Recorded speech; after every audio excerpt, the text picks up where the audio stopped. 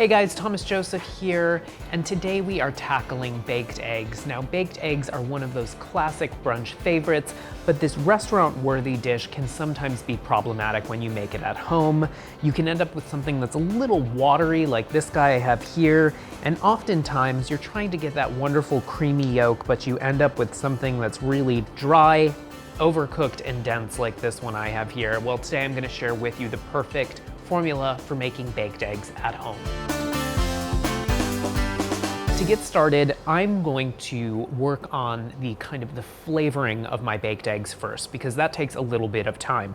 Now, in front of me, I have a nice wide skillet here on a low heat, and to this, I'm gonna add a little bit of butter and some shallots. Now, the shallots, you could use red onion, you could use even yellow onion. What it's doing is just gonna add some really great aromatic flavor to your baked eggs, because you want a dish in the end that is going to be flavorful and rich. Now, the other item I'm going to add to my baked eggs are some mushrooms. Now, I'm using cremini mushrooms, but you really could use whatever you like. This is a formula, you guys.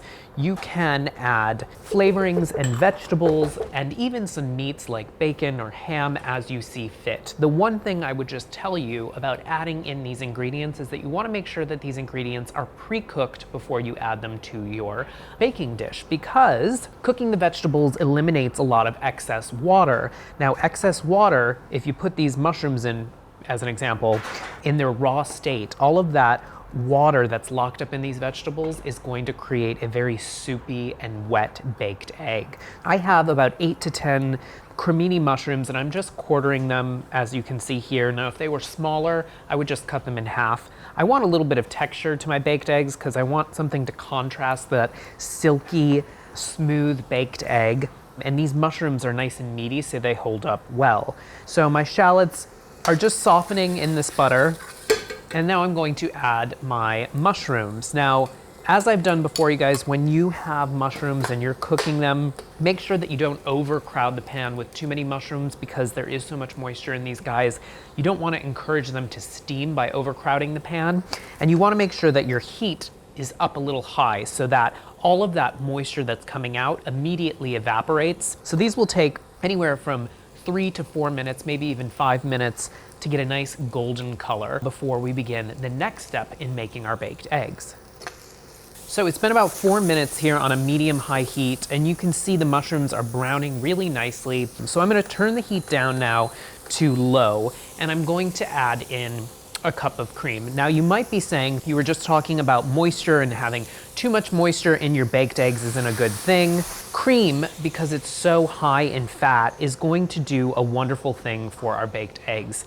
The fat in the cream is going to coat the proteins in the egg and help them keep a nice silken texture. It's gonna keep them nice and moist. They're not gonna dry out. You're not gonna get that kind of rubbery eggness because of this wonderful fat in the cream. Now, this mixture here just needs to simmer with my mushrooms for about 2 to 3 minutes. It's gonna reduce down slightly, again, evaporating out excess moisture from the cream, and then we'll be ready to use it. Now, I want to start by sharing with you another thing that's very important when it comes to making baked eggs, and that is the vessel in which you make it. We at home probably have these sorts of ramekins.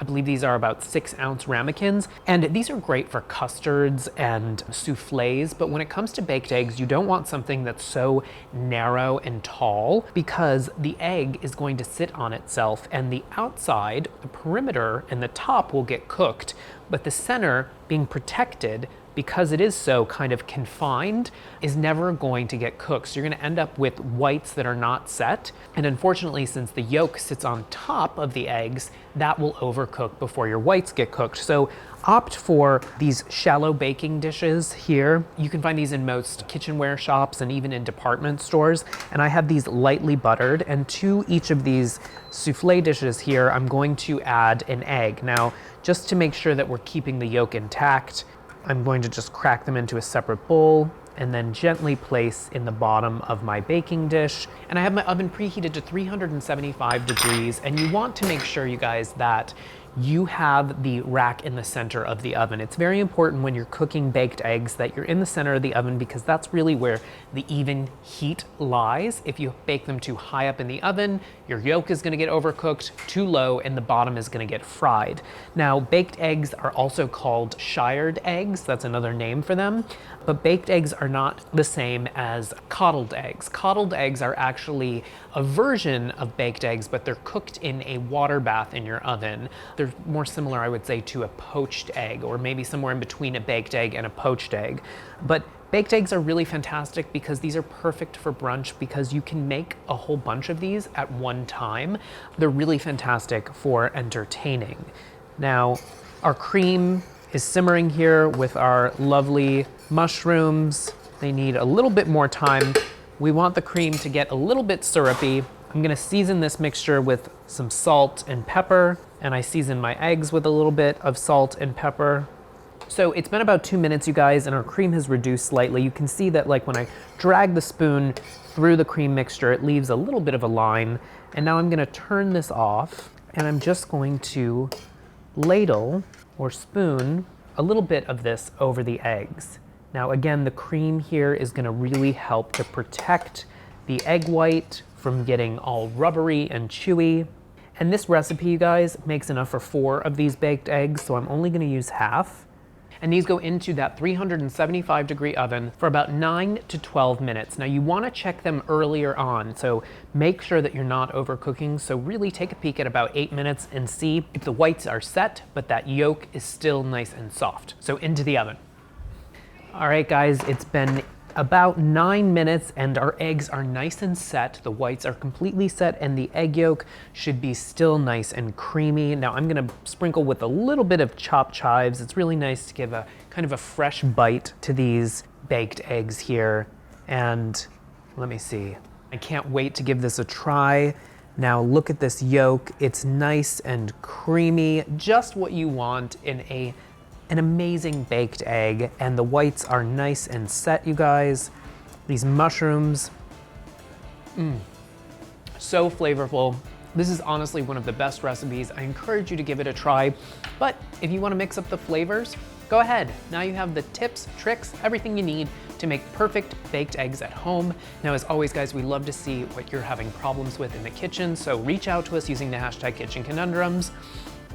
We love to hear from you. Enjoy.